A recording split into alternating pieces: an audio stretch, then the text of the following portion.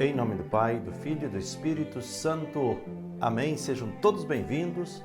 Nós estamos iniciando mais um programa, uma palavra para o seu dia, diretamente aqui da minha casa, lugar que eu transformei para que nós pudéssemos rezar juntos. Que bom que você me recebe aí na sua casa, para que em comunhão com toda a igreja nós possamos juntos meditar o Evangelho. Quero que você pegue a sua Bíblia e hoje nós vamos meditar o Evangelho de Lucas, capítulo 11, versículos 15 ao 26. O texto diz assim: Naquele tempo, Jesus estava expulsando um demônio, mas alguns disseram: É por Beelzebu, o príncipe dos demônios, que ele expulsa os demônios.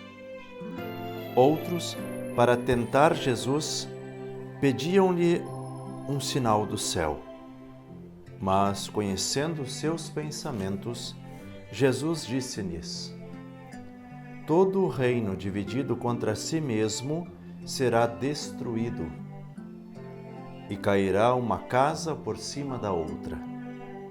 Ora, se até Satanás está dividido contra si mesmo, como poderá sobreviver o seu reino? Vós dizeis que é por Beelzebu que eu expulso os demônios. Se é por meio de Beelzebu que eu expulso os demônios, vossos filhos os expulsam por meio de quem? Por isso, eles mesmos serão vossos juízes. Mas, se é pelo dedo de Deus que eu expulso os demônios, então chegou para vós o reino de Deus. Quando um homem forte e bem armado guarda a própria casa, seus bens estão seguros.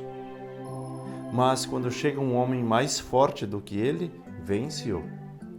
Arranca-lhe a armadura na qual ele confiava e reparte o que roubou. Quem não está comigo está contra mim, e quem não recolhe comigo dispersa. Quando o espírito mau saiu de um homem, fica vagando em lugares desertos, à procura de repouso. Não o encontrando, ele diz: Vou voltar para minha casa de onde saí. Quando ele chega, encontra a casa varrida e arrumada. Então ele vai e traz consigo outros 7 espíritos piores do que ele. E entrando, instala-se aí. No fim, esse homem fica em condição pior do que antes. Palavra da salvação. Glória a vós, Senhor. Vamos juntos meditar a palavra deste dia. Meus irmãos e minhas irmãs, o texto de hoje é um pouco mais delicado para a gente meditar, porque vai falar desse embate de Jesus com o demônio.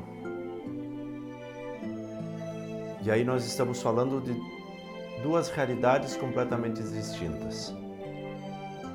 Como é que Jesus consegue vencer apenas deixando que o próprio demônio acabe com si mesmo, com o seu próprio reino? E como é que ele acaba? Com o excesso das palavras. Veja que interessante. O muito falar divide o próprio reino. O reino dividido começa a brigar entre si. Brigando entre si, acabam se destruindo. Onde nós identificamos isso? Já no início do texto. Jesus, que estava ali naquela realidade, expulsando um demônio, e aí alguns diziam, os próprios demônios: É por Beelzebu, o príncipe dos demônios, que ele expulsa os demônios. Primeiro grupo. Segundo grupo, pedia um sinal do céu. 2 grupos de um mesmo reino, divididos contra si mesmo. E aí que acontece o embate. Por isso que Jesus diz assim: acontece o combate. Jesus diz assim: conhecendo os seus pensamentos, disse-lhes: todo reino dividido contra si mesmo será destruído e cairá uma casa por cima da outra. O mal, ele sempre tenta nos seduzir pela força das palavras. Tenta nos convencer pela força das palavras. E aí muitas e muitas vezes nós nos deixamos levar pela força das palavras e acabamos nos distanciando daquilo que é o correto.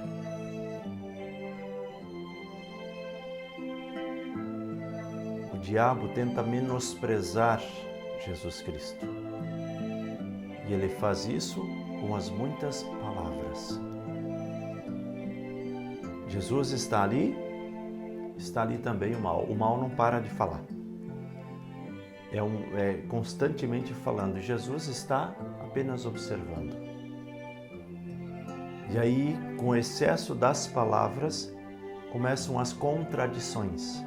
São João da Cruz dizia assim: no muito falar não faltará pecado.